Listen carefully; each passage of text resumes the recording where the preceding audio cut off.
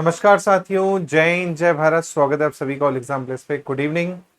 आज की क्लास में हम मध्य प्रदेश गौवंश वध अधिनियम 2004 के बारे में चर्चा करेंगे और पूरा डिटेल में हम देखने वाले हैं इस अधिनियम को और क्या है ये, इसमें क्या क्या धारा है और क्या क्या आपको क्वेश्चन पूछे जा सकते हैं। पूरा आज की क्लास में हम डिटेल में डिस्कस करेंगे। जय श्री महाकाल, बहुत बहुत स्वागत है आप सभी का क्लास में। चलिए तो शुरुआत करते हैं दोस्तों आज की इस क्लास को। Good evening, good evening, good evening, बहुत बहुत स्वागत है आप सभी का।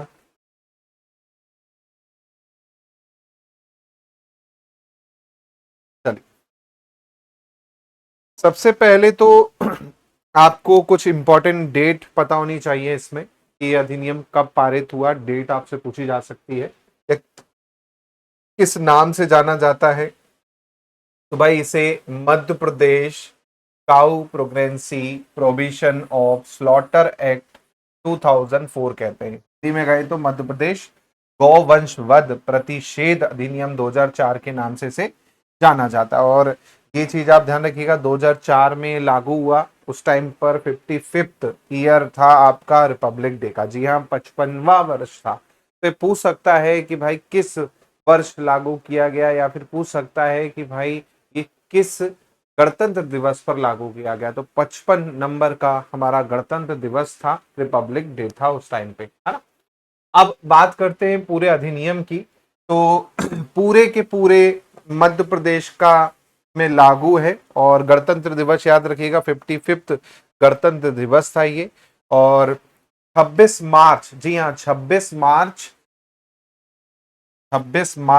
2004 को राज्यपाल से इससे क्या मिल गई थी, स्वीकृति मिल गई थी। राज्यपाल ने साइन कर दिया था इस पे। अब आपको पता होगा, कल भी हमने देखा था कि भाई राज्यपाल के साइन करने से कुछ नहीं होता। एक्ट कब लागू होता है, जब वो पब्लिश हो जाता है, जब गजट नोटिफिकेशन जारी होता है। तो 3 दिन के बाद में 29 मार्च को जो है आपका गजट नोटिफिकेशन यानी राजपत्र जो है आपका जारी कर दिया जाता है। तो 29 मार्च 2004 से आप देखेंगे कि आपका क्या हो जाता है, लागू हो जाता है। अब इसका उद्देश्य क्या था इस अधिनियम को लाने का, है ना।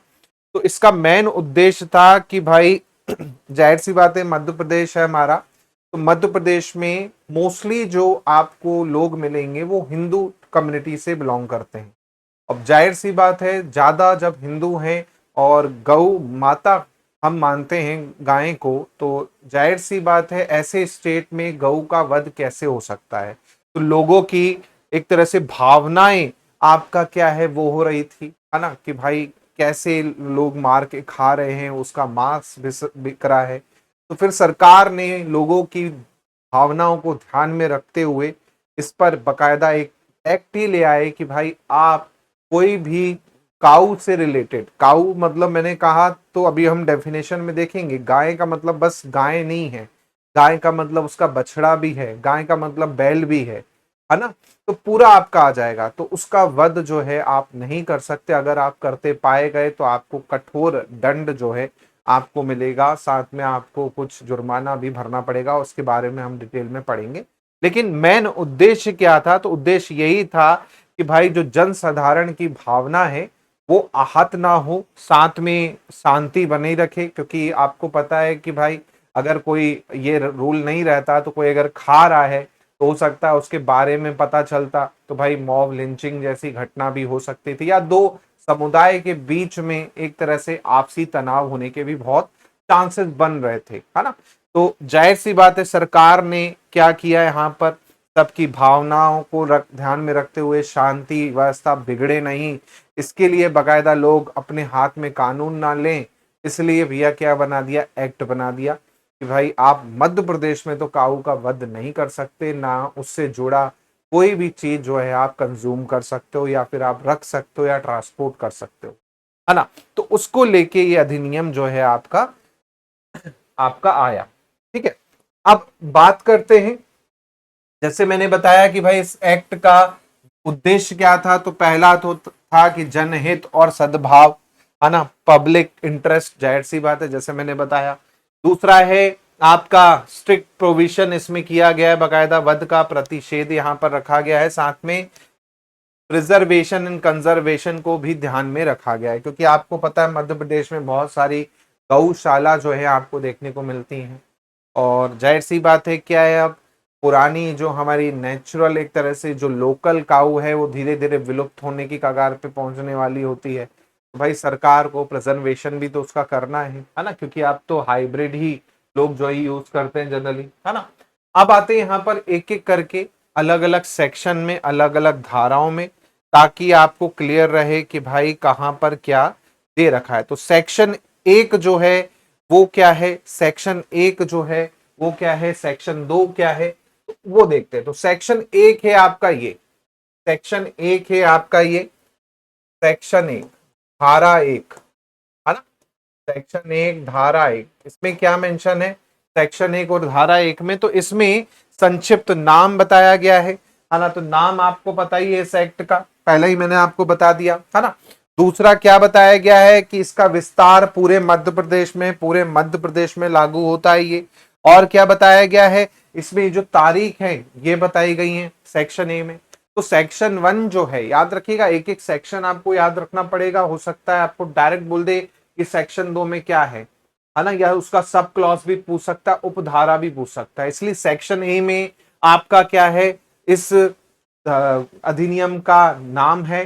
दूसरा, अधिनियम कब लागू हुआ वो तारीख आपको यहां पर क्या है, सेक्शन एक में देखने को मिलेगी। ठीक है, अब ये तो बेसिक हो गया कि भाई ये कहां लागू है, पूरे मध्य प्रदेश में लागू है ना। सेक्शन दो क्या कहता है, सेक्शन दो क्या कहता है, जी हाँ, धारा दो क्या कहती है, धारा दो, जी हाँ, भाग दो, धारा दो।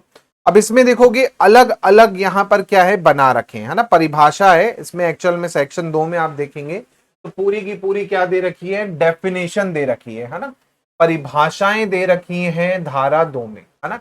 अब परिभाषा कैसी परिभाषा है, पहला है जैसे गौ मास, है ना, गौ मास आपका बताया गया है ना। गौ मास बताया गया है कि गौ मास क्या होता है ना। ऐसे ही गौ वंश बताया गया है ना। तो अलग अलग यहां पर क्या है आपका बताया गया है, डिफाइन किया गया है। अगर मैं यहां पर बात करूं आपका, देखिए यहां पर तो देखिए मैंने इंपॉर्टेंट मेंशन किया, लेकिन आप अगर पढ़ना चाहें तो पूरा डिटेल में पढ़ लीजिएगा। बाकी अगर सेक्शन दो ए की बात करूं, मैं टू ए की बात करूं या सेक्शन दो का की बात करूं, तो इसमें बीफ के बारे में बताया गया है। बीफ क्या होता है ना, बीफ क्या होता है उसे डिफाइन किया गया है आपका। हिंदी में कहें तो भाई गौ मांस क्या होता है वो डिफाइन किया गया है। गौ मांस क्या होता है इसे डिफाइन किया गया है दो ए में।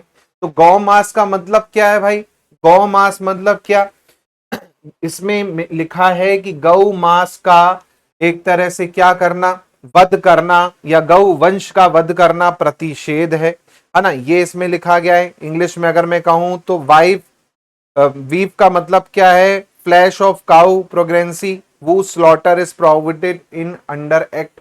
तो भाई दो ए में आप देखेंगे तो बीफ के बारे में बताया गया है कि बीफ पूरी तरह क्या है, प्रतिषेध है। ऐसे ही आपका यहां पर आता है गौवंश, है ना। गौवंश क्या होता है, ये है आपका दो खा में, है ना। तो दो खा में आपका क्या मेंशन है, टू खा कह लो या टू बी कह लो।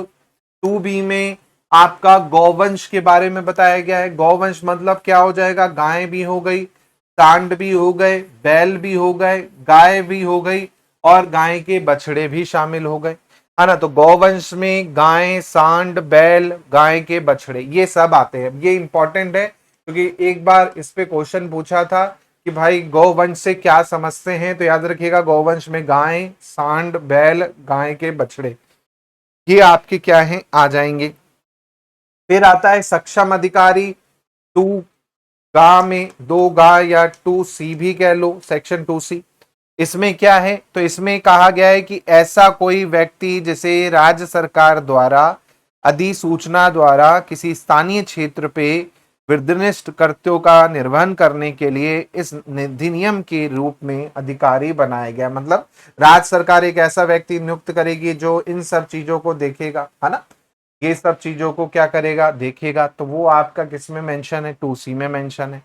ऐसी संस्था, ऐसी टू घा, दो घा में आपका क्या है, इंग्लिश में कहें तो 2D में आप देखेंगे क्या मेंशन है, इंस्टीट्यूशन के बारे में मेंशन है, संस्था के बारे में मेंशन है।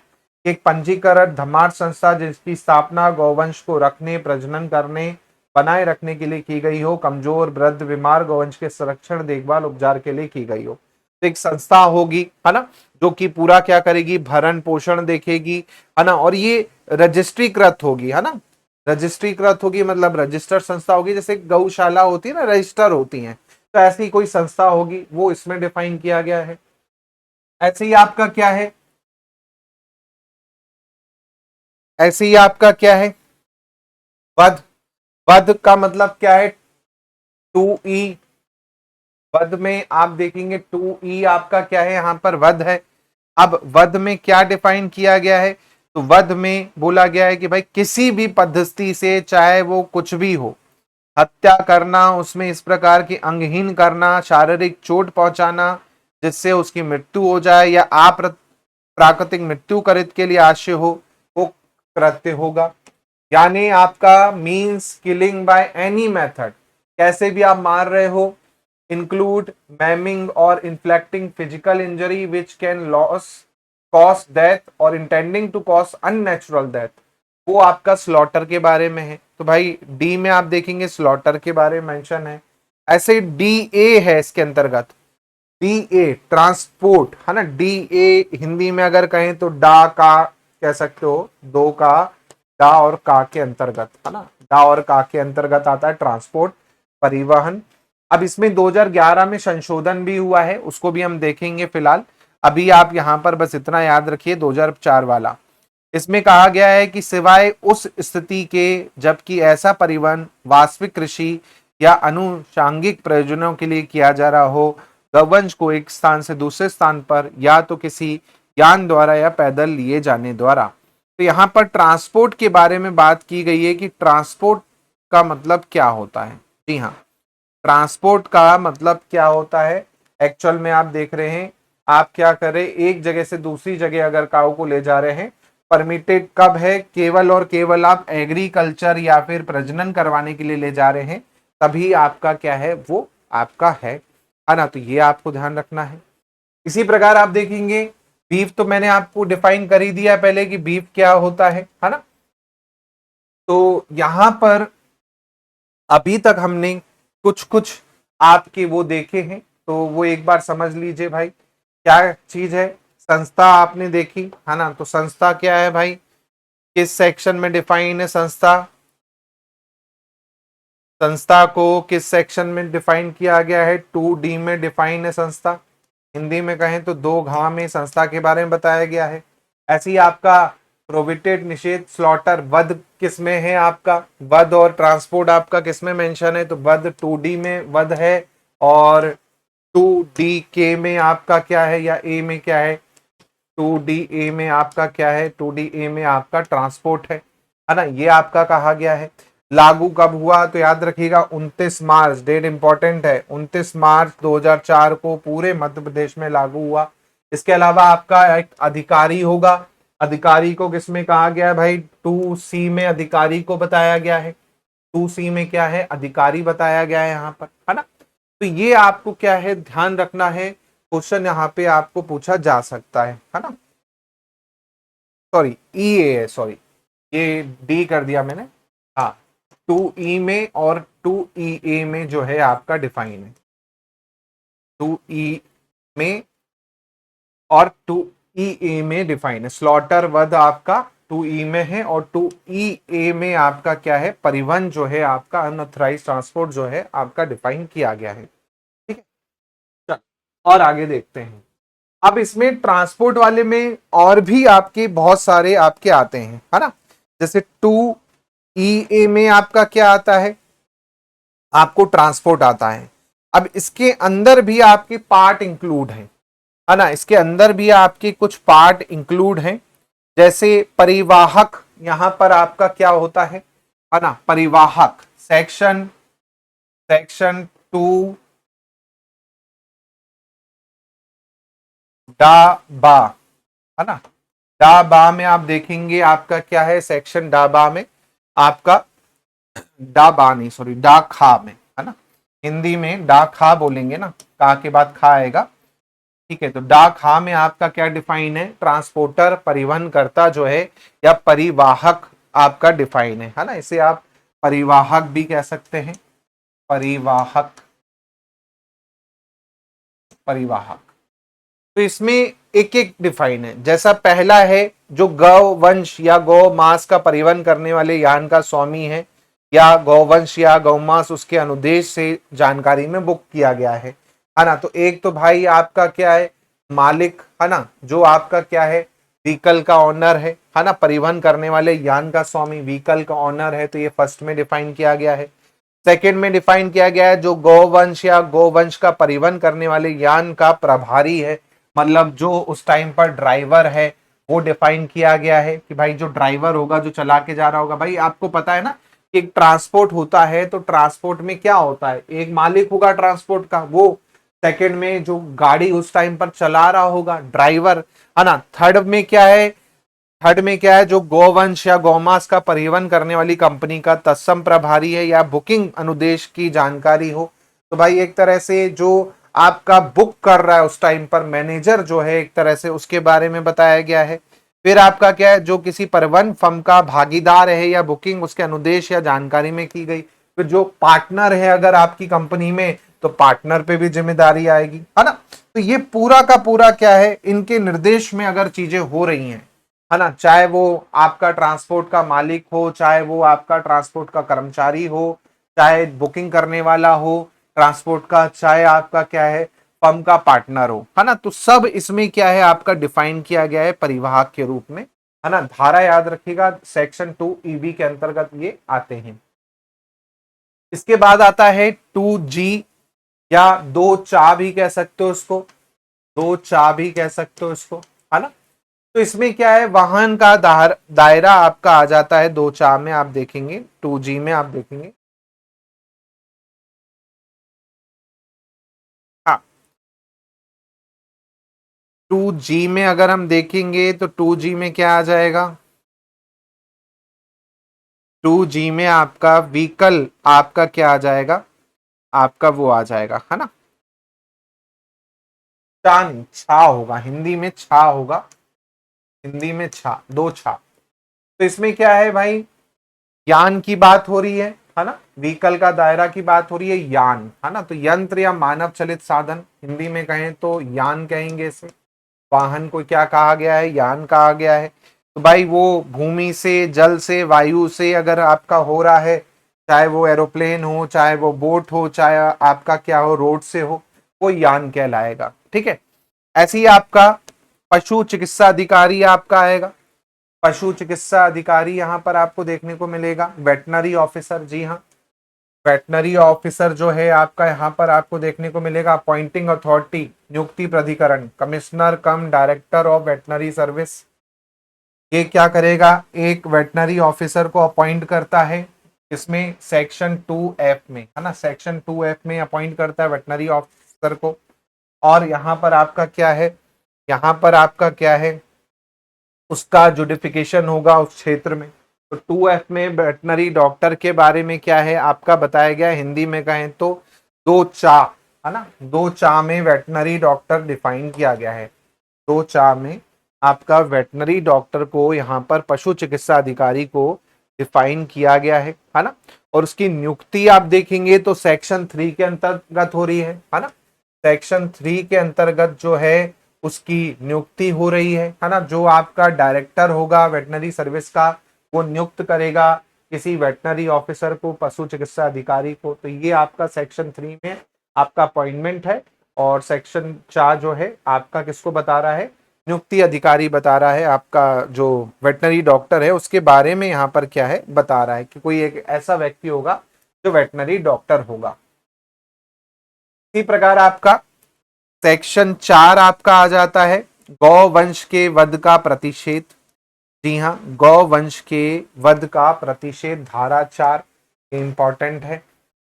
यानी ब्लैंकेट बैन ऑन स्लॉटर, वध पर पूर्ण प्रतिबंध एक तरह से, है ना, किसी भी व्यक्ति द्वारा किसी भी माध्यम से वध सख्त क्या है, वर्जित है। तो यहाँ पर कहा गया है कि भाई आपका क्या है, कोई भी वध नहीं करवाएगा, ना करेगा, ना वध देने के लिए आदेश देगा, है ना। तो गौ वंश के वध का प्रतिषेध यानी आपका पूरा का पूरा क्या है, एक तरह से बैन जो है धारा 4 में कहा गया है। फिर धारा 5 आती है गौ मांस रखना और उसके परिवहन का प्रतिषेध। ये भी इंपॉर्टेंट है, पूछ सकता है ना, क्योंकि ये मेन है आपका। पोजेशन यानी आपने रखा है गौवंश को या फिर आप उसको ट्रांसपोर्ट कर रहे हो, है ना, चाहे आपके घर पे या आपके ऑफिस में पाया जाए गौवंश, चाहे आप उसको ट्रांसपोर्ट कर रहे हो, है ना, तो ये आपका क्या होगा। फिर है आपका वध के लिए गौवंश के परिवहन का प्रतिवेश। कोई भी व्यक्ति जिसमें परिवाहक भी सम्मिलित हो गौवंश का, इस नियम के उपबंधों में उल्लेख है कि वध के प्रयोजन या जानते हुए भी इसका वध किया जाएगा, वध की जाने की संभावना है, राज्य के अंदर या राज्य के भीतर स्वयं या अपने एजेंट द्वारा या नौकर द्वारा उसे परिवहन नहीं करेगा या परिवहन के लिए अपना परिवहन नहीं देगा। तो आपका धारा 6 में ट्रांसपोर्ट को लेके डेफिनेशन दे रखी है। भाई जब आपको पता है आपका जानवरों को काटा जाने वाला है तो आप राज्य के बाहर नहीं भेज सकते, है ना।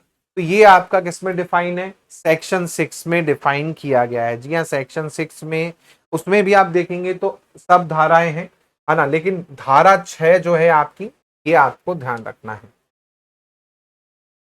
अब इसमें धारा 6 के अंतर्गत भी है ना, सब सेक्शन बने हुए हैं।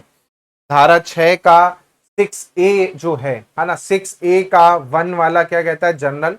इसमें कहा गया है कि कोई भी व्यक्ति जिसमें परिवाहक भी सम्मिलित हो, है ना, किसी गौवंश का स्वयं या अपने नौकर या एजेंट के द्वारा जो है आपका वो नहीं करेगा, है ना। तो चाहे इसमें मालिक आ जाए, चाहे इसमें ड्राइवर आ जाए, चाहे आपका क्या आ जाए, आपका एजेंट आ जाए। फिर आता है इसका पार्ट 2। तो पार्ट 2 में है कि अनुज्ञा पत्र के बिना किसी राज्य से के बाहर से किसी स्थान पर निर्यात नहीं करेगा या निर्यात नहीं करवाएगा। तो बिना परमिट के, जी हाँ, बिना परमिट के आपका यहां पर दे रखा है ना, इसमें परमिट दे रखा है। परमिट, परमिट क्या होता है, अब देखो जैसे आपको अपने डेयरी के लिए जानवर खरीद रहे हैं तो बकायदा रसीद बनेगी, परमिट बनेगा आपका, है ना। अगर आपको गाय लानी है कहीं से तो उसका परमिट बनता है पहले, तो परमिट के हिसाब से आपका क्या होगा, काम चलेगा। तो ट्रांसपोर्ट कर सकते हो आप कि भाई मेरे पास परमिट है, मैं अपने कहाँ के लिए ले जा रहा हूँ, डेयरी के लिए ले जा रहा हूँ गाय को, है ना, दूध निकालने के लिए जा रहा हूँ या गौशाला के लिए ले जा रहा हूँ, तब आप क्या कर सकते हो, परिवहन कर सकते हो। तो उसके लिए आपको बकायदा परमिशन होगी, जिसे हम परमिट कहते हैं। तो वो आपका हिंदी में कहें तो अनुज्ञा पत्र, है ना, हिंदी में कहें तो अनुज्ञा पत्र, है ना, अनुज्ञा पत्र आपको जरूरी है अगर आपको क्या करना है, ट्रांसपोर्ट करना है, वरना उसके आप ट्रांसपोर्ट नहीं कर सकते, है ना।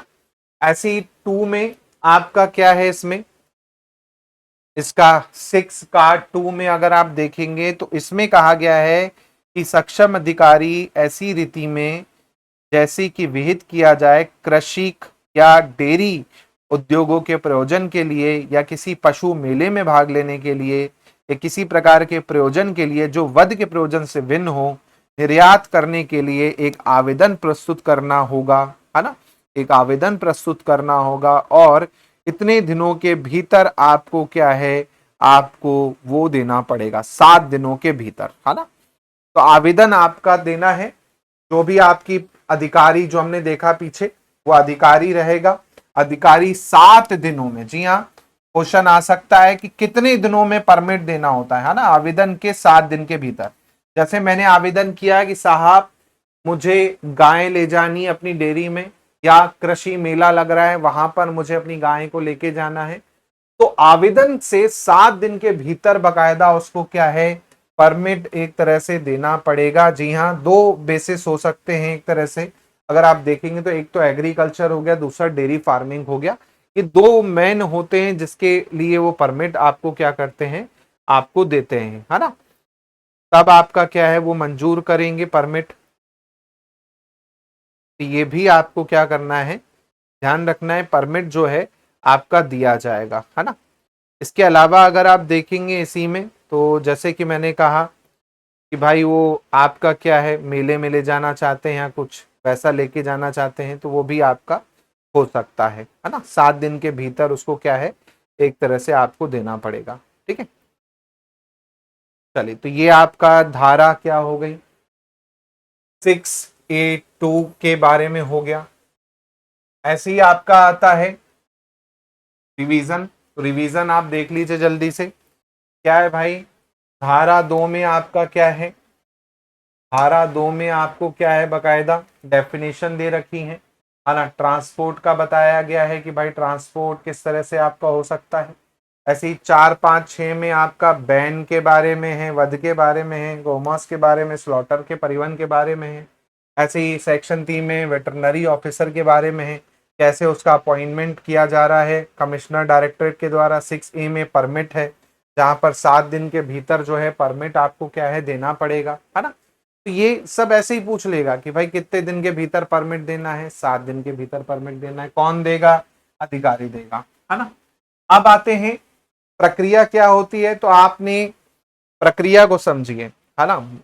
आप प्रक्रिया को समझिए कि कैसे आपका परमिट काम करेगा, कैसे मिलेगा। आपने धारा उपधारा 2 के अंतर्गत जो है, आपने कोई भी व्यक्ति जो होगा सक्षम प्राधिकारी आदेश से व्यतीत है, आदेश की प्राप्ति से तारीख से 30 दिन के भीतर संभागीय आयुक्त को आवेदन कर सकेगा, है ना। अगर उसने नहीं दिया, मान के चलिए, है ना, उस व्यक्ति ने आपको क्या है, नहीं दिया, तो आप क्या करोगे, फिर डिविजनल कमिश्नर को आप आवेदन दोगे। जी हाँ, किसको अपील करोगे, डिविजनल कमिश्नर को अपील करोगे। मान के चलो जो अधिकारी था उसने परमिशन नहीं दिया आपको 7 दिन के भीतर, है ना, तो आप डिविजनल कमिश्नर को क्या करोगे, संभागीय आयुक्त को करोगे। और इसमें भी टाइम फ्रेम है 30 दिन। 30 दिन के भीतर, जी हाँ, आपने आवेदन दिया है तो 30 दिन के भीतर संभागीय आयुक्त को आप क्या करोगे, आवेदन दे पाओगे। उसके बाद वो आदेश को देखेगा कि क्यों रिजेक्ट किया गया, उसका समाधान निकालेगा, जो भी होगा या जो भी डॉक्यूमेंट है वो देखेगा, एक तरह से पूरा एग्जामिन करेगा। और can not be question civil court, civil court में चुनौती नहीं दी जा सकती है। अगर उसको लगेगा कि नहीं भैया ये कटने के लिए जा रही है गाय या फिर जो भी है, तो आपका जो आदेश होगा वो डिविजनल कमिश्नर का आदेश आखिरी होगा, ये चीज ध्यान रखिएगा। हाँ, कोर्ट भी नहीं जा सकते कि भैया परमिशन नहीं मिल रही है। अब आदेश फाइनल कौन है, ये मना कर दे डिविजनल कमिश्नर कि भैया नहीं देना है आपको आदेश, तो उस केस में आप कोर्ट भी नहीं जा पाओगे, ठीक है। फिर है आपका 6B, 6 खा। 6 खा में क्या है, मध्य प्रदेश से होकर गौवंश के परिवहन का प्रतिषेध और अभिवहन अनुज्ञा दिया जाना, वो 6 खा में डिफाइन है ना। इसमें क्या कहा गया है कि कोई भी व्यक्ति जिसका परिवाहक भी सम्मिलित है मध्य प्रदेश राज्य से होकर गौवंश का परिवहन नहीं करेगा। यदि कोई व्यक्ति जिसमें परिवाहक भी सम्मिलित है एक राज्य से दूसरे राज्य को मध्य प्रदेश राज्य से होकर किसी करना चाहता है, तो सक्षम अधिकारी से रीति रिवाज के तहत जैसे वेद किया जाए अनुज्ञा पत्र लेना पड़ेगा। मतलब अगर आप महाराष्ट्र से हैं और आपको यूपी में अपनी गाय भेजनी है, महाराष्ट्र से हैं यूपी में अपनी गाय भेजनी है, जाओगे तो होके मध्य प्रदेश से ही। अब मध्य प्रदेश से होके जाने के लिए भी आपको क्या चाहिए, परमिट चाहिए, है ना। अगर आप भली मध्य प्रदेश में नहीं हो लेकिन आप जाना है आपको यूपी, लेकिन जाओगे तो कहां से होके, MP से ही होके, तो उस केस में भी आपको क्या है, एक तरह से अधिकारी जारी होगा और अधिकारी जो है आपको फिर वही परमिट जो है आपको देगा, है ना। तो परमिट आपको जरूरी है, इवन आप मध्य प्रदेश से बाहर जा रहे हो किसी दूसरे राज्य से भी। फिर आता आपका सेक्शन 7 और 8। 7 में राज्य सरकार के बारे में बताया है कि भाई किस तरह से गौवंश कल्याण के लिए आपका क्या है, 7 में कहा गया है कि राज्य जो होगा गौशाला को मजबूत करेगा, है ना, ये यहाँ पर कहा गया है। 8 में क्या है, प्रभारों का उद्गणन, यानी आपका कहा गया है कि भाई सरकार जो होगी आपका इंस्टीट्यूशन बनाएगी, गौशाला बनाएगी और उन संस्थाओं को आपका क्या है, आपका वो करेगी, है ना। तो सरकार जो है पूरा खर्चा एक तरह से आपका क्या है उठाएगी, ये इसमें आपका क्या है कहा गया है कि संस्था का भार साधक व्यक्ति, अशक्त बूढ़ी गायें, है ना, गौवंश का देखभाल करेगा, ऐसे प्रभारों का ग्रहण कर सकेगा जो कि विहित किया जाए, है ना। तो ये सरकार जो है आपका खर्चा और ये सब पूरा का पूरा उठाएगी, 7 और 8 में बोला गया है। फिर आता है आपका यहाँ पर सेक्शन के बारे में जहां पर सजा का प्रावधान दे रखा है ना। अब सजा का प्रावधान कितना है यहाँ पर सुन लीजिए, धारा 9 है ये, है ना, ये है धारा 9।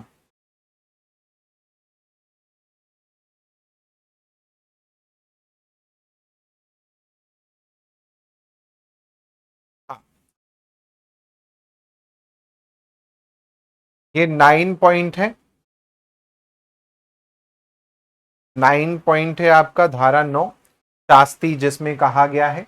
और इसमें क्या कहा गया है कि जो कोई धारा 4 के उपबंधों का उल्लेख करे, उल्लंघन करेगा या उसका प्रयास करेगा तो वह कारावास उसको मिलेगा और 1 वर्ष से कम का कारावास नहीं होगा, ये कहा गया है, किंतु 7 वर्ष तक का हो सकेगा, है ना। तो ये आपका सेक्शन आप देखेंगे सेक्शन 9 में ये पूरा डिफाइंड है ना। धारा 9 में आपका डिफाइन किया गया है अगर कोई धारा 4 का वॉयलेशन करता है।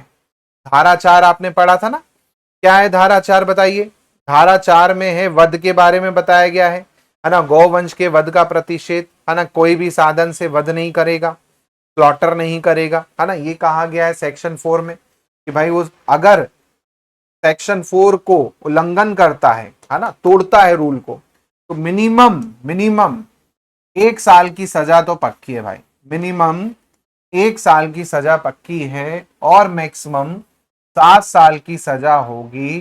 साथ में फाइन जो होगा मिनिमम 5,000 रुपए का फाइन आपका होगा, है ना। तो ये आपका धारा 9 के अंतर्गत जो है पहला पॉइंट कहता है कि मिनिमम आपका सजा जो होगी धारा 4 का उल्लंघन करने पर आपका क्या होगी, कम से कम 1 साल का होगा, किंतु जो 7 वर्ष तक का हो सकेगा। तो 1 से 7 के बीच में, साथ में कम से कम 5,000 कम का नहीं होगा और 5,000 आपके कम से कम लगेंगे। तो धारा 4 का जो भी उल्लंघन करेगा वो धारा 9 में डिफाइन है। फिर धारा 5, धारा 6, 6A और 6B ट्रांसपोर्ट या पोजेशन वाला जो धारा थी अभी हमने, है ना, पढ़ी थी अभी। हाँ, क्या क्या है भाई, एक बार फिर से रिवाइज कर लो भाई। 6 में क्या है, परिवहन का प्रतिषेध है ना। फिर अनुज्ञा पत्र है, परमिट है ना, ये आपका है। ऐसी 5 में क्या है, तो 5 में आपका क्या कहा गया है, 5 में गौवंश रखना या उसका परिवहन करना है 5 में, है ना।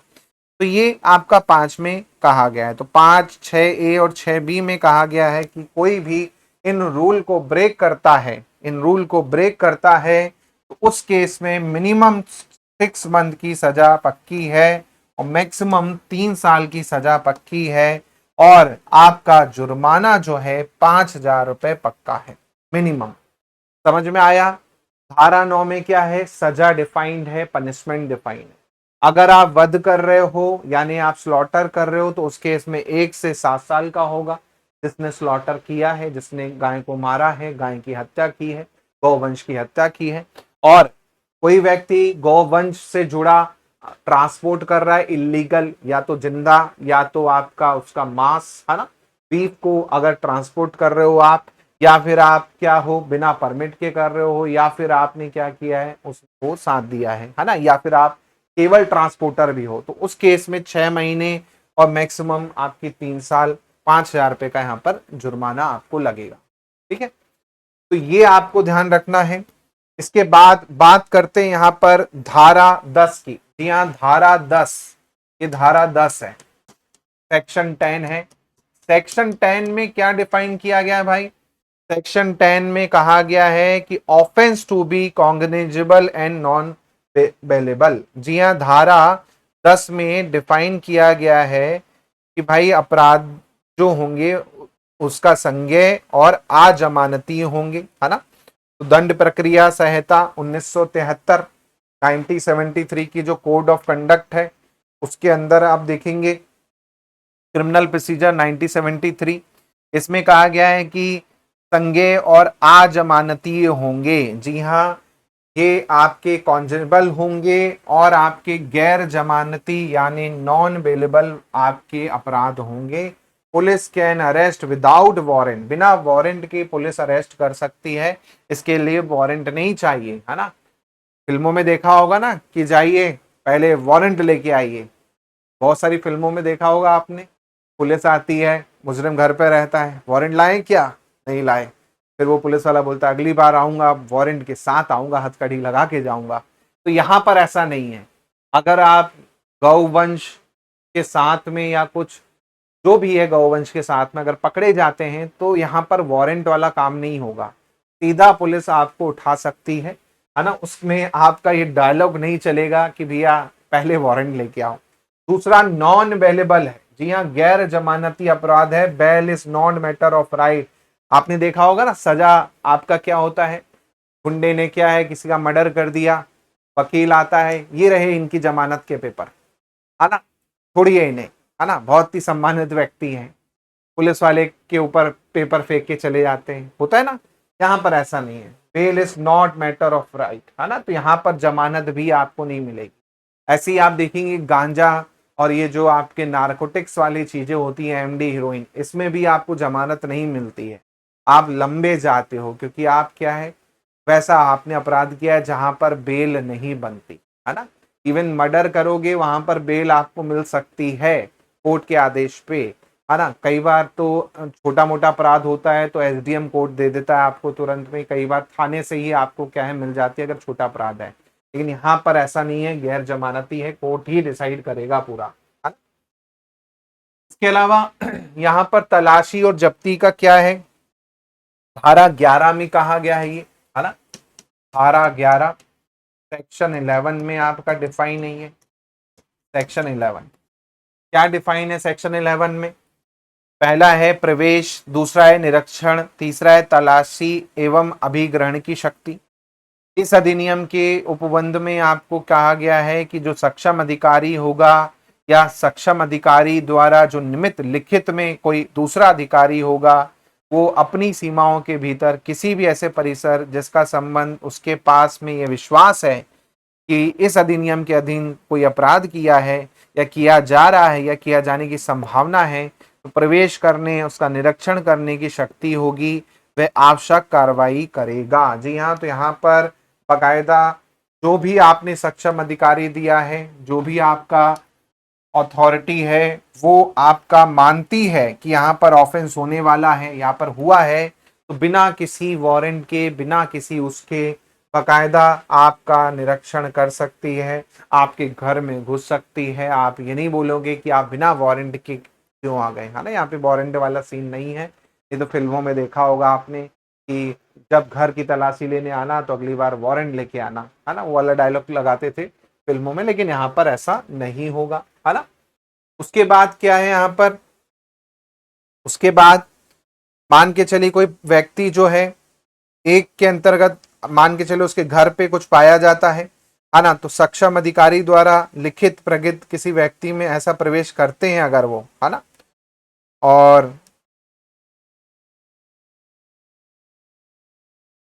है ना, तो ये आपको ध्यान रखना है।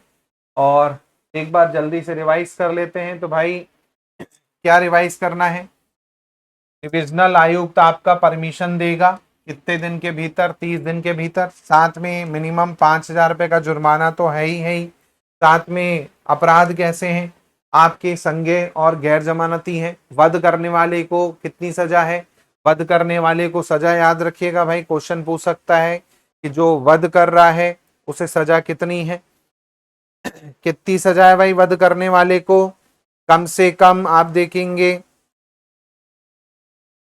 हाँ, वध करने वाले को 1 से 7 साल है और उसे 6 महीने से 3 साल है ना।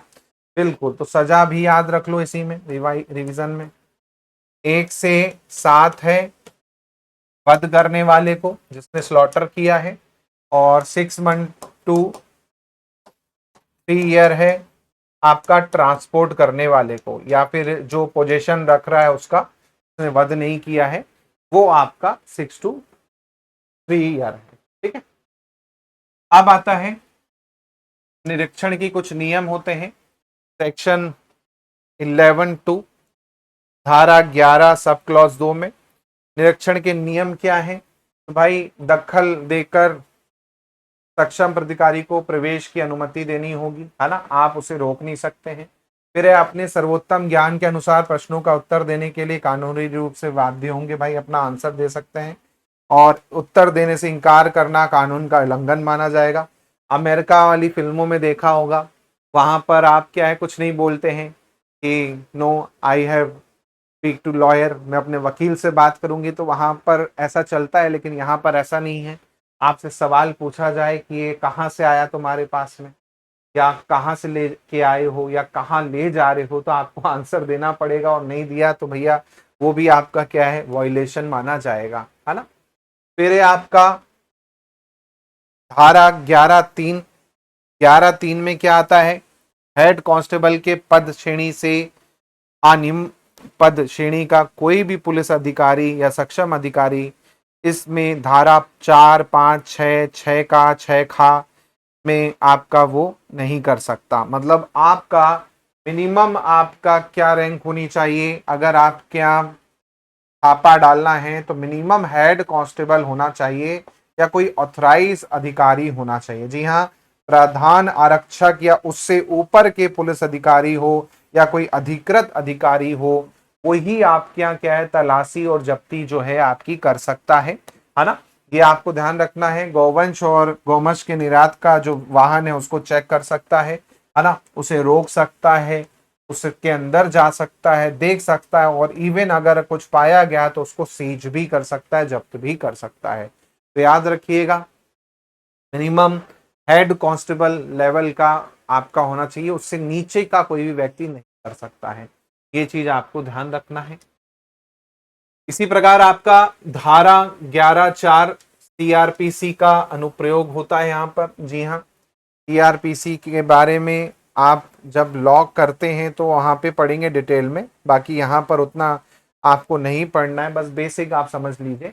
यहाँ पर जो आपका सीआरपीसी है ना, उसका सेक्शन में आपका क्या सीज और पूरा का पूरा आप क्या कर सकते हो, है ना। ये आपको ध्यान रखना है। तलाशी के दौरान गवाहों की अनिवार्य प्रक्रियाओं से संबंधित है, वो भी यहाँ पर आपका है कि गवाह भी होना क्या है आपका जरूरी होंगे, है ना। तो ये इसमें कहा गया है आपका 4 में। ऐसे ही आप देखेंगे यहाँ पर 5 में क्या गया है, 5 में कहा गया है जब्ती। जी हाँ, कोई भी अगर 4, 5, 6 का वो करता है उल्लंघन, तो उसके इसमें आपका क्या है, जिला मजिस्ट्रेट आपका क्या कर सकते हैं, आप अधिग्रहण कर सकते हैं, जब्ती कर सकते हैं, सीज कर सकते हैं, है ना। तो सीज है आपका, और अथॉरिटी पुलिस कांस्टेबल या उससे ऊपर का आपका होगा, ये हेड कांस्टेबल से ऊपर का होगा, है ना। और तत्काल कार्रवाई होगी, और एविडेंस तुरंत क्या होंगे आपके कर लिए जाएंगे।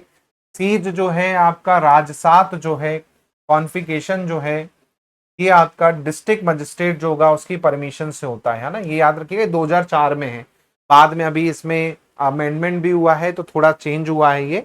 अभी हम अमेंडमेंट लास्ट में देखेंगे, अभी बस यहाँ पर समझिए कि जो सीज का काम है आपका, राजसात का काम है, पहले जो है आपका क्या है, डायरेक्ट जो डीएम होता था वो आपका क्या है, करना चाहे तो वो तुरंत में कर सकता था, है ना। ये आपको ध्यान रखना है, डीएम जो है डायरेक्ट करना चाहे तो कर सकता था, और पूरी उसके पास पावर थी, पूरा उसके पास क्या है आपका, वो करना चाहे तो कर सकता था। तो only the DM hold the ultimate power to confiscate, है ना। राजसात कर देना, एक तरह से राजसात का मतलब ये होता है जब्त करके नीलामी कर दिवा देना, ये आपका क्या होता है, राजसात की प्रक्रिया होती है, जब्ती करके वो करना। तो डीएम के पास पावर होती थी पहले, अभी इसमें अमेंडमेंट हुआ है, अमेंडमेंट लास्ट में देखेंगे हम।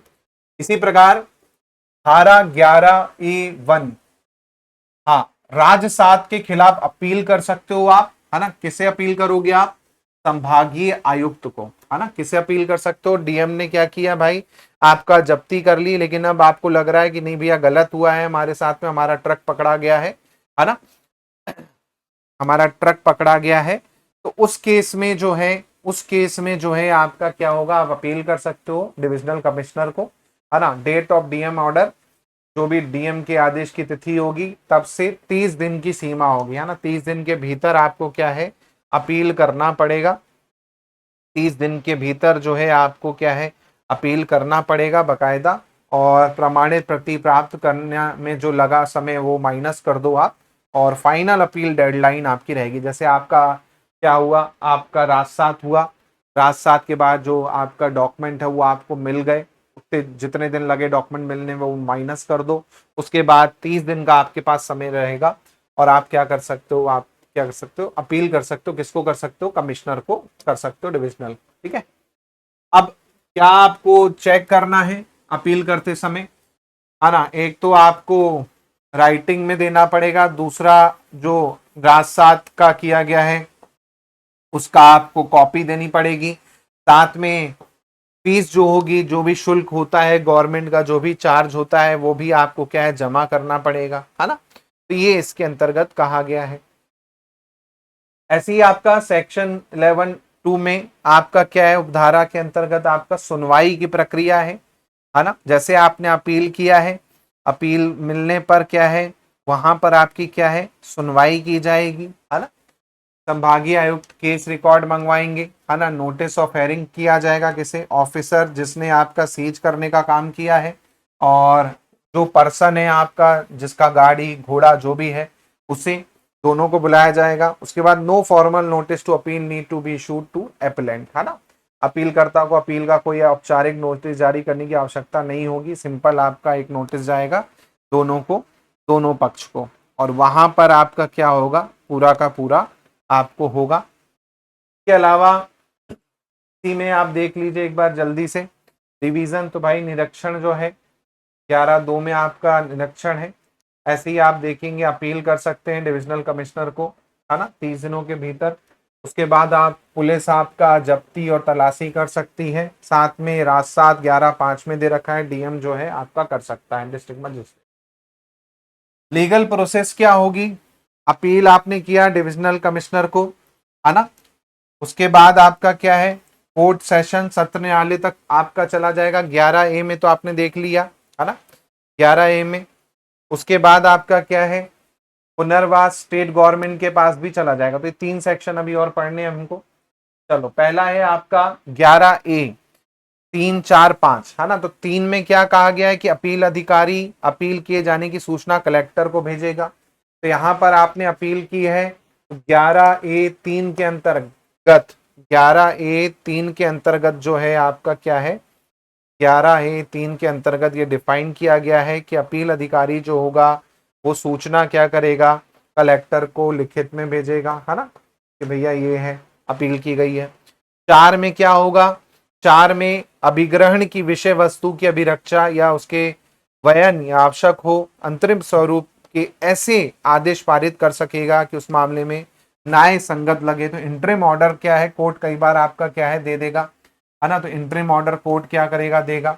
उसके बाद आपका lawyer permitted for complex cases, in case अगर आपका थोड़ा ट्रिपिकल केसेस है तो उस केस में क्या होगा, है ना, उस केस में आपका क्या होगा, उस केस में आपका जो खर्चा है, या फिर कई बार होता है ना पब्लिक प्रोसिक्यूटर, ये आपके क्या है, दे दिए जाते हैं, है ना। तो वो आपका क्या है यहाँ पर देगा, है ना। तो 11(a)(3) में नोटिस इन्फॉर्म करेगा कलेक्टर को। 4 में आपका ऑर्डर दिया जा सकता है ना, बकायदा किसके द्वारा, आपका जो अपील अधिकारी है उसके द्वारा, है ना, कि भाई ये जो है इसका आदेश जो इंटरिम है, इंटरिम दे दो, अभी इसको वापस कर दो, या ऐसा वो देना चाहे तो दे सकता है। 5 में आपको वकील की जरूरत पड़ेगी, तो उस केस में वकील भी आपको प्रोवाइड करवाया जाएगा, है ना। फिर है 6 से 8, 11(a) 6 से 8। 6 में क्या है, अपील की सुनाई गई जो भी तारीख होगी, या ऐसी तारीख जिस दिन सुनाई, आपकी सुनवाई जो है आपकी क्या स्थगित हो जाती है ना, बोलते हैं ना तारीख पे तारीख, तारीख पे तारीख, तो वो भी आपका हो सकता है। उस केस में आपका यहाँ पर क्या है बताया गया है, जो भी तारीख होगी उस हिसाब से क्या है सबूत और ये सब चीजें पेश की जाएंगी, है ना। तो कंफर्म अपहोल्ड, छठवें में क्या है पुष्टि करेंगे, मूल जब्ती आदेश बरकरार रहेगा अगर लगता है कि भाई बिल्कुल वो है। उसके बाद आपका 7 में क्या है और 8 क्या है। 7 में आप देखेंगे तो भाई हो सकता है वो क्या करे, आपका संशोधित भी कर सकता है ऑर्डर को या फिर कैंसल भी जब्ती कर सकता है ना। इसके अलावा आपका क्या है कंडक्ट फर्दर इंक्वायरी और direct district collector to do so affidavit permitted. तो कई बार क्या होता है आपका अंतरिम आदेश दे दिया जाता है उस केस में भी, है ना। तो वो भी आपका यहाँ पर होगा। और लास्ट अनुपालन, जो फाइनल ऑर्डर जो भी आपका अथॉरिटी देगी उसको आपको क्या है कलेक्टर को मानना पड़ेगा, है ना। ऐसा नहीं है कि नहीं कर सकते, मानना पड़ेगा। फिर आता है 11B यानी 11 खा। 11 खा में अपील प्राधिकारी के आदेश के विरुद्ध सेशन न्यायालय के समक्ष पुनरीक्षण भी कर सकते हो। मान के चलो आपने अपील की थी, उसने भी रिजेक्ट कर दी, तो आप कहाँ जा सकते हो, कोर्ट जा सकते हो, सेशन कोर्ट में, है ना। तो 11B में सेशन कोर्ट जा सकते हो, है ना। ये आपको ध्यान रखना है, जहां अपीलीय प्राधिकारी का मुख्यालय हो वहां पर आप क्या है सेशन कोर्ट में जा सकते हो। जैसे मान के चलो आप जबलपुर में पकड़े गए तो जबलपुर का जो सेशन कोर्ट होगा वहां जा सकते हो, है ना। ऐसे ही आपका क्या है 12 खा में, 12 खा में क्या है राज्य सरकार जो होगी गौवंश को खिलाने पिलाने पोषण के प्रयोजन होती है ऐसी रीति में आवश्यक कार्रवाई करेगी जैसे कि विहित की जाए। तो खाना पीना भी जो गायें पकड़ी गई हैं मान के चलिए आपकी, तो उसकी व्यवस्था जो है सरकार जो है आपकी करेगी, है ना। Time to spend obtaining the certificate copy not counted in 30 days। तो यहाँ पर 30 दिन वाला पीरियड जो है नहीं काउंट किया जाता है ना। क्योंकि वो केवल कहाँ काउंट किया जाता है, वो केवल आपका जो आपका डिविजनल कमिश्नर होगा उस केस में। यहाँ पर आप अपील करना चाहो तो कर सकते हो, कोई दिक्कत नहीं, टाइम बाउंड यहाँ पर नहीं है। फिर है धारा 12। धारा 12 में आपका क्या है इकोनॉमिक रिहेबिलिटेशन, आर्थिक पुनर्वास। स्टेट गवर्नमेंट जो है आपका डायरेक्टली अफेक्ट को क्या है आपका व्यक्तियों को सरकार द्वारा जो है आपका किया जाएगा। फिर है 12A। फिर है 12A। 12A में क्या है खाने पिलाने का है गौवंश को, है ना। जो भी गौवंश वंश पकड़ी गई है, जो भी जानवर पकड़े गए हैं उसको खाना पिलाना वो राज्य सरकार की जिम्मेदारी होगी पूरा का पूरा, है ना। और ये आपका 2011 में जोड़ा गया था 12A जो है ना। 12A याद रखिएगा 2011 में आपका क्या है जोड़ा गया है, ठीक है, 2011 में इसे जोड़ा गया है, ठीक है। तो यहाँ पर आप देख लीजिए एक बार चार्ट। 11A में आप क्या है अपील कर सकते हैं डिविजनल कमिश्नर को। फिर है 11B में रिवीजन कोर्ट सेशन में, है ना, 30 दिन का सीमा। फिर 12 में ह्यूमन में जो भी खर्चा आएगा उसका राज्य सरकार, और 12A में जो भी एनिमल का केयर होगा वो भी राज्य सरकार जो है आपका करेगी, ठीक है। तो ये आपको ध्यान रखना है।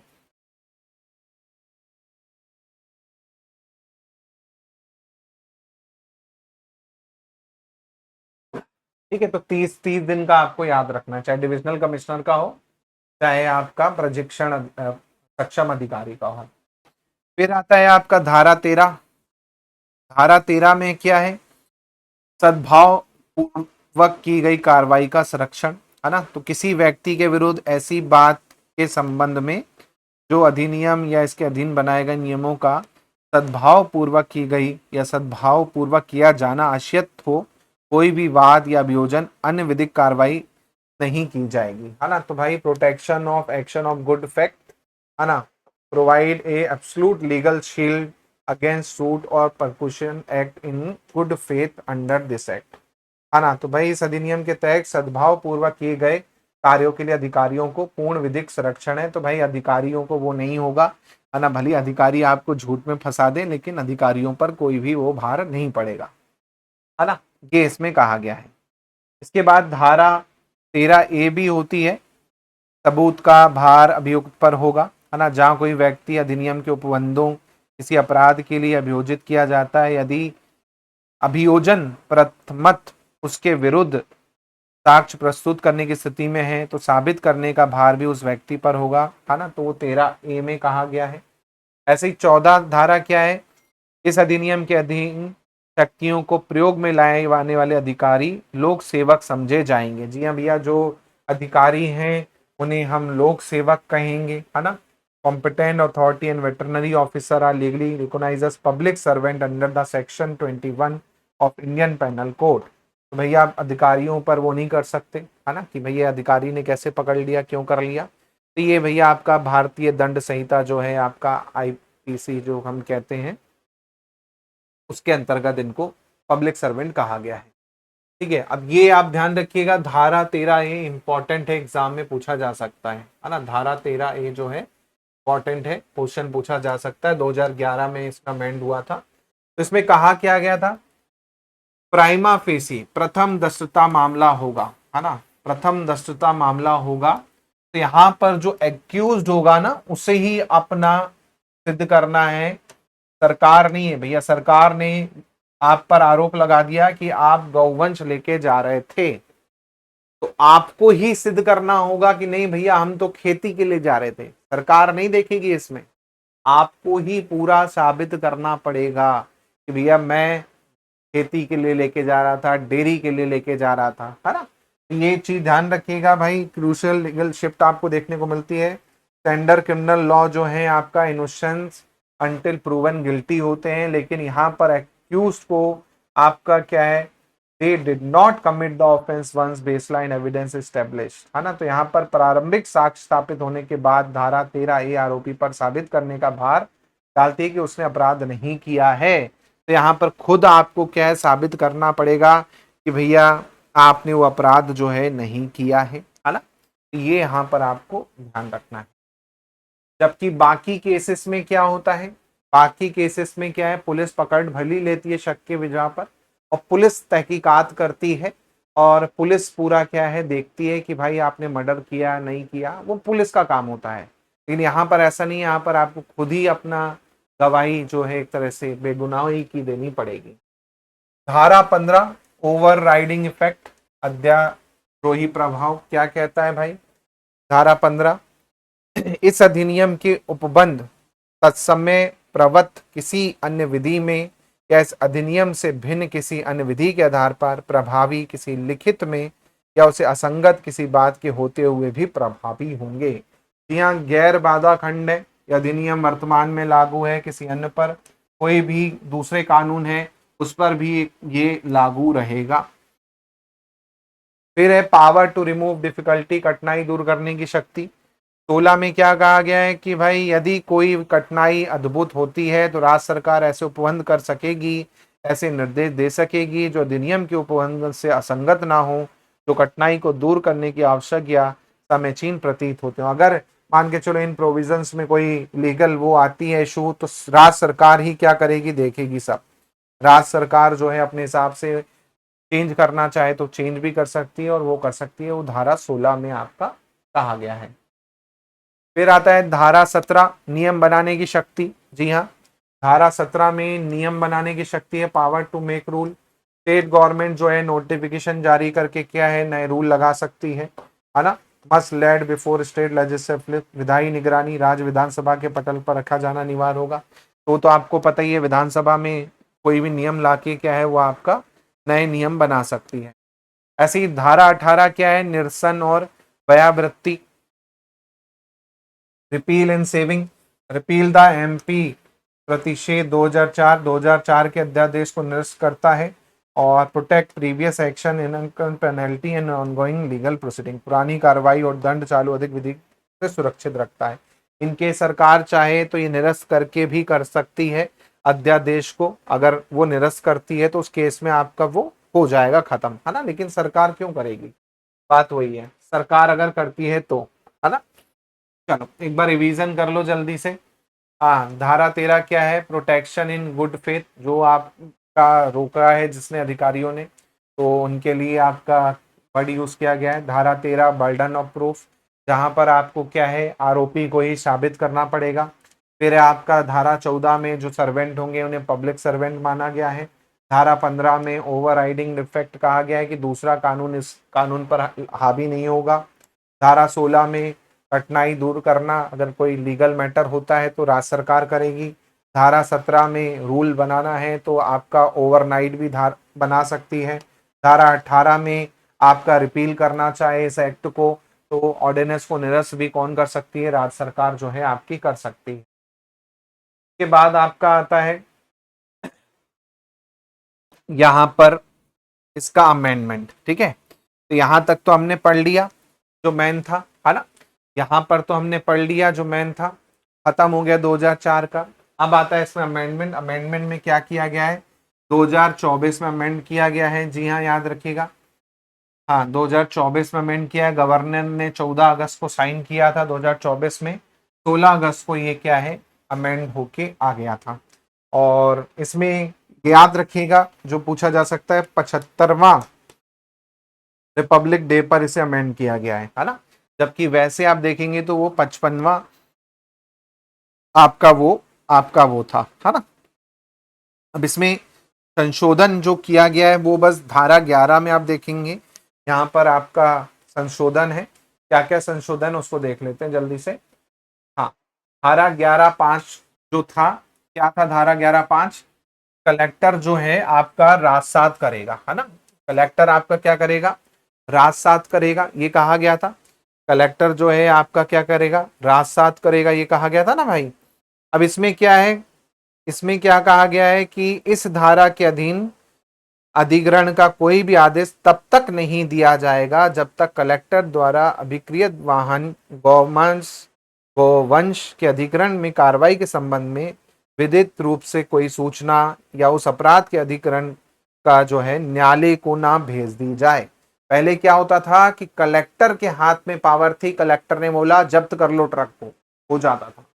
अब ऐसा नहीं है, अब कलेक्टर जो सूचना है किसको देगा, कोर्ट को देगा। जी हाँ, अब न्यायालय पे आप अपनी सूचना दोगे तब आप राजसात कर सकते हो, आप जब्ती कर सकते हो। अगर जब तक कोर्ट पर आप नहीं भेजोगे तब तक आप नहीं कर सकते। तो पहले कलेक्टर के हाथ में फुल पावर थी, संशोधन करके क्या किया गया, कोर्ट को इन्वॉल्व कर लिया गया कि भैया अब राजसात केवल कलेक्टर नहीं कर सकता, कलेक्टर को राजसात करने के लिए जो है न्यायालय को परमिशन लेनी पड़ेगी, कोर्ट की परमिशन लेनी पड़ेगी, ये इसमें कर दिया गया। उसके बाद आप देखेंगे तो भाई 11(5) सूचना से खुलता है, आप देखेंगे, है ना। तो यहां पर आपका क्या है, ये इसमें कहा गया। उसके बाद आप देखेंगे, इसी में आप देखेंगे क्या है, सर्वोपरि खंड जो है, not with standing any two contrary override the rule, किसके विपरीत किसी भी बात के होते हुए अन्य को प्रभावी रखा जाएगा, है ना। साथ में trial court is strictly barred from passing disposal और कस्टडी ऑर्डर आपका until it receive the collector formal intimation. हाँ, तो भैया ये यहाँ पर कहा गया है आप उसमें वो नहीं कर सकते, पहले कोर्ट की परमिशन लेनी पड़ेगी, उसके बाद ही क्या कर पाओगे, ये इसमें कहा गया है। इसके अलावा आपका क्या किया गया है, पुलिस जो है जब्ती करेगी संदेह के उस पे, फिर आपका सूचना देगी, किसको, सूचना आपका ट्रायल कोर्ट पे जाएगी, है ना। ट्रायल कोर्ट पर एप्लीकेशन जाएगा जो भी है आपका, और जो भी डिस्ट्रिक्ट कलेक्टर है वो फाइनल ऑर्डर का वेट करेगा कोर्ट का, कोर्ट बोलेगा कि भैया कर लो जब्ती, तो उस केस में फिर आपका कर सकते हैं। तो कोर्ट की परमिशन यहाँ पर आपको लगेगी, है ना, ये आपको ध्यान रखना है। इसके अलावा हिरासत की बात करें यहाँ पर, can trial court release vehicle immediate after police seizure, नहीं, है ना। Not until intimation under section 11(5) is refill, जब तक धारा 11(5) के तहत सूचना प्राप्त ना हो तब तक आपका वो नहीं छोड़ा जाएगा। तो भैया सिंपल सी चीज है, कोर्ट को भेजना पड़ेगा, कोर्ट बताएगा, उसके बाद जब कोर्ट को पता चलेगा, उसके पहले कोर्ट नहीं छोड़ सकता। कोर्ट के पास आ गई फाइल, कलेक्टर ने भेज दिया कि हाँ हम इसको राजसात करने वाले हैं, परमिशन चाहिए, कोर्ट देखेगा जो भी है कंडीशन, उसके बाद वो कर देगा, है ना। इसके अलावा आपका मैन एक्ट याद रखिएगा 2004 में 55वें रिपब्लिक डे पर, और जो संशोधन इसमें हुआ 2024 में 75वें रिपब्लिक डे पर आपका हुआ, कि आपको विशेष रूप से क्या करना है, ध्यान रखना है। बस बोरिंग था क्योंकि जाहिर सी बात है डेफिनेशन और ये सब है तो थोड़ा सा बोरिंग लगा होगा, लेकिन क्या करें, पढ़ना तो है ही, इंपॉर्टेंट है। है ना, पढ़ना आपको पड़ेगा, एक एक धारा आपको याद रखनी पड़ेगी इसमें। एक बार शॉर्ट लिस्ट बना लेना कि भाई कौन सी धारा क्या है आपकी, है ना, तो शॉर्ट में एक बार इसको देख लेना। सजा कितनी है ना, कितना जुर्माना है, कौन आपका अधिकारी होता है, गौवंश क्या कहलाता है ना, ये सब छोटे छोटे क्वेश्चन आपको बनेंगे। डेट पूछ लेगा, कब लागू किया गया, राज्यपाल ने कब साइन किया गया, इसका अमेंडमेंट कब लागू हुआ, है ना, ये सब पूछ लेगा। कौन सा गणतंत्र दिवस पर लागू हुआ था, है ना, ये आपको पूछ लेगा। रिकॉर्डेड सेक्शन में आपको टेलीग्राम का लिंक मिल जाएगा, है ना, रिकॉर्डेड सेक्शन चेक कीजिएगा, वहां पर टेलीग्राम का लिंक है। नहीं होगा तो मुझे आप व्हाट्सअप कर दीजिएगा, मैं आपको भेज दूंगा, नंबर आपको दे रखा है ये, है ना, इस पे आप व्हाट्सअप कर दीजिएगा। चलिए, तो मिलते हैं अगली क्लास में, बहुत बहुत धन्यवाद। कोई डाउट है तो पूछ लीजिए।